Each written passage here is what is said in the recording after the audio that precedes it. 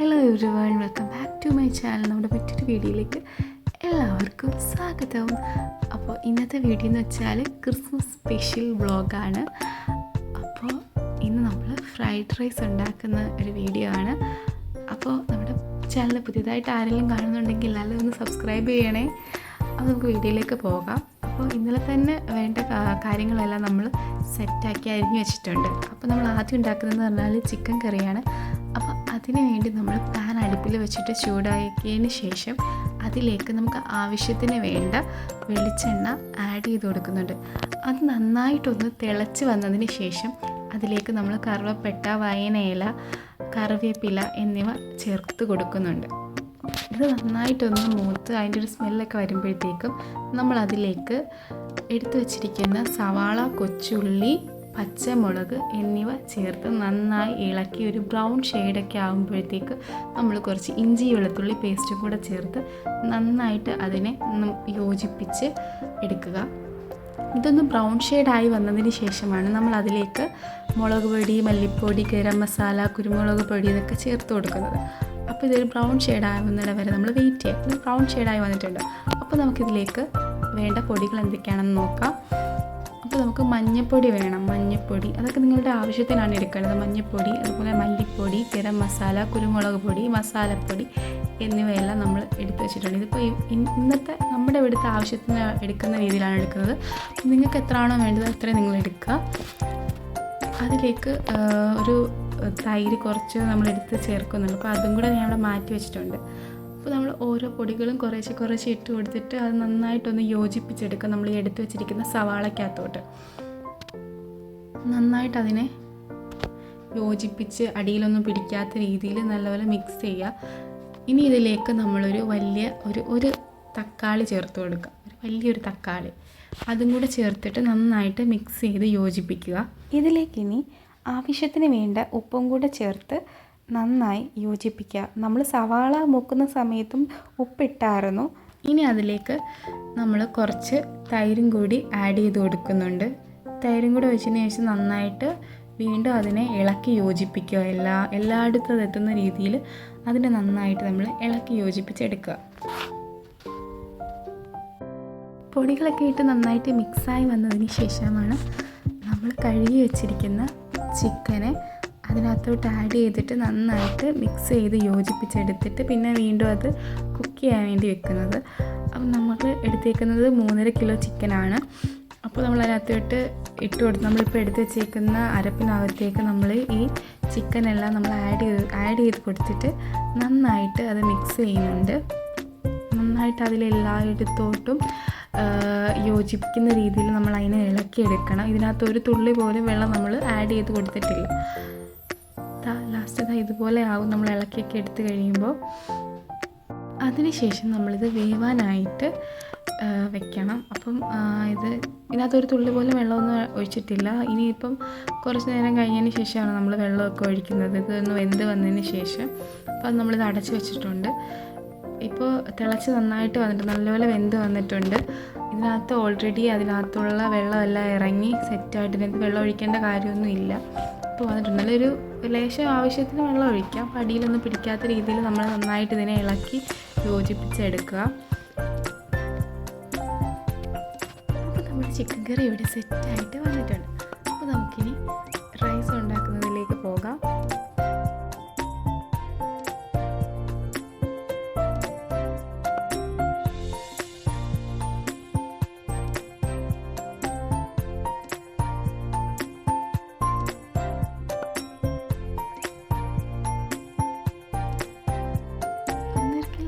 റൈസാണ് നമ്മൾ വെക്കുന്നത്. അപ്പോൾ അതിന് വേണ്ട അരി നമ്മൾ എടുത്തിട്ടുണ്ട്. അപ്പോൾ അതിന് നന്നായിട്ട് കഴുകി എടുത്തിട്ടുണ്ട്. നമ്മൾ വെളിയിൽ വെച്ചിട്ടാണ് കുക്ക് ചെയ്യുന്നത്. അപ്പോൾ അതിൻ്റെ ഒരു വൈബ് വേറെ തന്നെയല്ലേ നമ്മൾ വെളിയിൽ വെച്ചിട്ടുണ്ടാക്കുമ്പോൾ. അപ്പം നമ്മൾ നേരത്തെ തന്നെ അടുപ്പിൽ വെള്ളം വെച്ചിട്ടുണ്ടായിരുന്നു. അപ്പോൾ അത് നന്നായിട്ട് തിളച്ച് വന്നിട്ടുണ്ട്. അപ്പോൾ അതിലേക്ക് നമ്മളിനി കറുവപ്പട്ട, ഗ്രാമ്പൂ, നാരങ്ങ നീര് ഇതെല്ലാം ഇട്ട് നമ്മൾ മിക്സ് ചെയ്യണം. അപ്പോൾ ആദ്യം തന്നെ നമ്മൾ ഇടുന്നതെന്ന് പറഞ്ഞാൽ ഉപ്പാണ്. ഉപ്പിട്ട് കൊടുക്കുന്നുണ്ട്. പിന്നെ ഗ്രീൻ പീസ് ഇട്ട് കൊടുക്കുന്നുണ്ട്. കറുവപ്പട്ട അങ്ങനെ മസാലക്കൂട്ടെല്ലാം നമ്മൾ ചേർത്ത് കൊടുക്കുന്നുണ്ട്. എന്തുവാ ഏലക്ക, കുരുമുളക്, ജീരകം അതെല്ലാം നമ്മൾ ആഡ് ചെയ്ത് കൊടുക്കുന്നുണ്ട്. അതിനുള്ള എല്ലാ സംഭവങ്ങളും. എന്നിട്ട് നന്നായിട്ട് വെട്ടി തിളച്ച് വരുമ്പോഴാണ് നമ്മൾ അരി ചേർത്ത് മിക്സ് ചെയ്യുന്നത്. പിന്നെ എസൻസും കൂടെ ആഡ് ചെയ്ത് കൊടുക്കുന്നുണ്ട്. ഇപ്പം നന്നായിട്ട് നല്ല വെട്ടി തിളയ്ക്കുന്നുണ്ട്.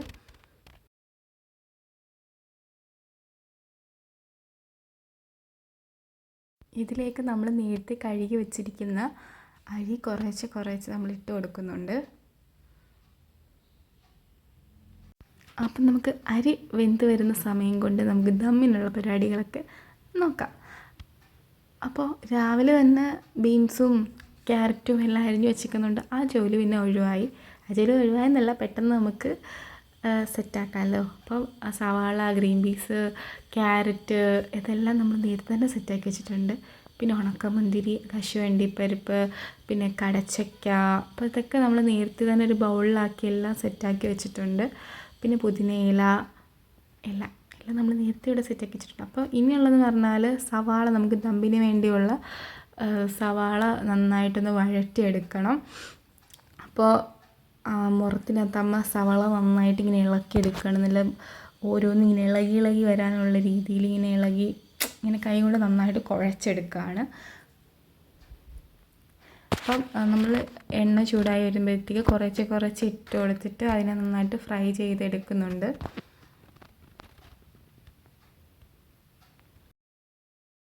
വീഡിയോയിൽ എൻ്റെ സൗണ്ടാണെങ്കിലും എൻ്റെ ക്രെഡിറ്റ് മൊത്തം അമ്മയ്ക്കുള്ളതാണ്. ഇത് സുജാത അമ്മ സ്പെഷ്യൽ ഫ്രൈഡ് റൈസ് ആണ്. അപ്പോൾ വീഡിയോയിലൊക്കെ നമുക്ക് പതിയെ അമ്മ കൊണ്ടുവരാം. ഇതെൻ്റെ സൂര്യചേട്ടൻ്റെ സ്വന്തം സുജാതയമ്മയാണ്. സുജാതയമ്മ ഇന്നുണ്ടാക്കിയ ഫ്രൈഡ് റൈസൊക്കെ സൂപ്പറായിരുന്നു.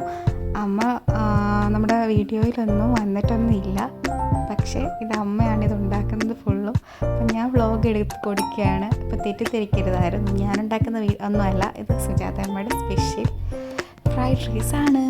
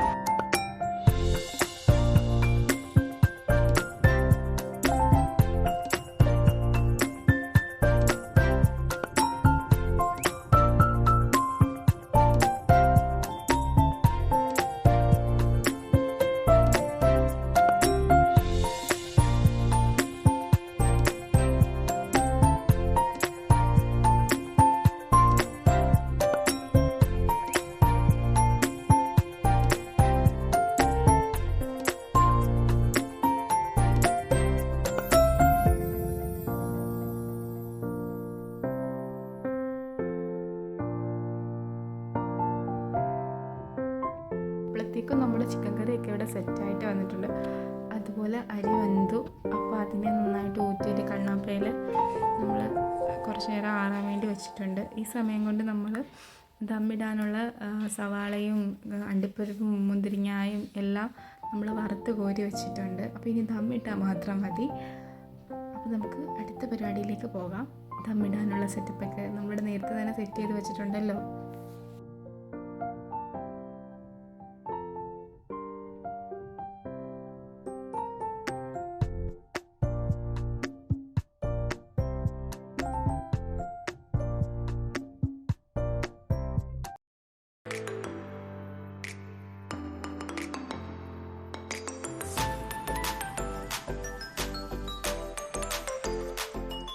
ആ സമയങ്ങളിൽ നമ്മൾ സലാഡ് ഞാനിവിടെ സെറ്റാക്കിയിട്ടുണ്ട്. അപ്പോൾ നമ്മളിനി ദമ്മിടാൻ വേണ്ടി പോവാണ്.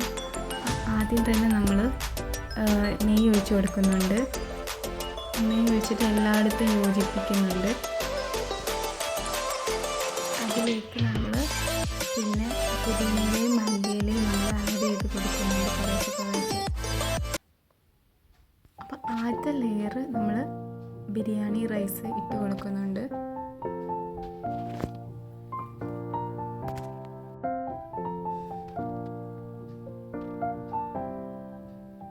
അതിലേക്ക് നമ്മൾ പിന്നെ എടുത്തു വെച്ചിരിക്കുന്ന സവാള രണ്ടാമത്തെ സ്റ്റെപ്പായിട്ട് ഇട്ട് കൊടുക്കുന്നുണ്ട്.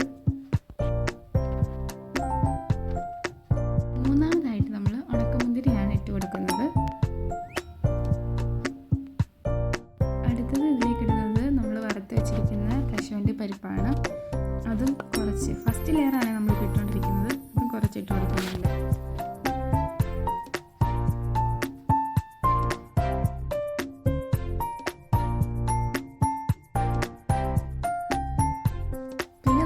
വെച്ചിരിക്കുന്ന കടച്ചക്കയും കൂടെ ആഡ് ചെയ്ത് കൊടുക്കുന്നുണ്ട് ലാസ്റ്റ് സ്റ്റെപ്പായിട്ട്. പിന്നെ നമ്മൾ പുതിന ഇല, അതുപോലെ തന്നെ മറ്റേ ഇലയുടെ പേര് ഞാൻ മറന്നുപോയില്ല, പുതിന ഇല, മല്ലിയില, ഇത് രണ്ടും നമ്മൾ ആഡ് ചെയ്ത് കൊടുക്കുന്നുണ്ട്. പിന്നെ രണ്ടാമത്തെ ലെയറിൽ നമ്മൾ സെയിം പ്രൊസീജിയേഴ്സൊക്കെ തന്നെയാണ്. പിന്നെ 3 ലെയർ ഉണ്ടായിരുന്നു ഇതുപോലെ തന്നെ ഉള്ളത്. ഈ സെയിം പ്രൊസീജിയേഴ്സൊക്കെ തന്നെയാണ് അതിനുള്ളത്. അതിനകത്തേക്ക് നമ്മൾ ഓരോ പ്രാവശ്യം ഒഴിക്കുന്തോറും എസൻസും അതുപോലെ തന്നെ നെയ്യും ആഡ് ചെയ്ത് കൊടുത്തിട്ട് വേണം ഇത് ചെയ്യാൻ.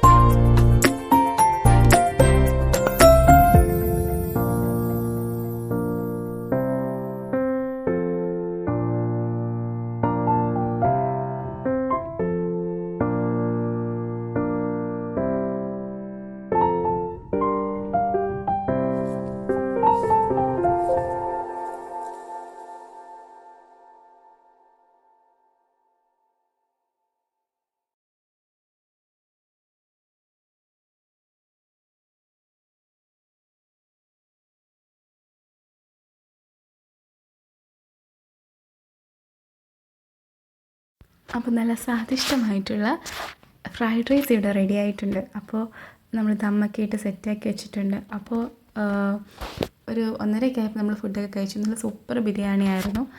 അപ്പോൾ നമ്മുടെ വീഡിയോസൊക്കെ ഇഷ്ടപ്പെടുകയാണെങ്കിൽ സബ്സ്ക്രൈബ് ചെയ്ത് സപ്പോർട്ട് ചെയ്യണം. അപ്പം മറ്റൊരു വീഡിയോയിൽ കാണുന്നത് വരെ എല്ലാവർക്കും tata bye bye, see you. അപ്പോൾ മറക്കാതെ സബ്സ്ക്രൈബൊക്കെ ചെയ്യണേ. വീഡിയോ ഫുള്ളും കണ്ടാൽ മാത്രമേ എനിക്ക് വീണ്ടും വീണ്ടും വീഡിയോസൊക്കെ ചെയ്യാനൊക്കെ തോന്നത്തുള്ളൂ.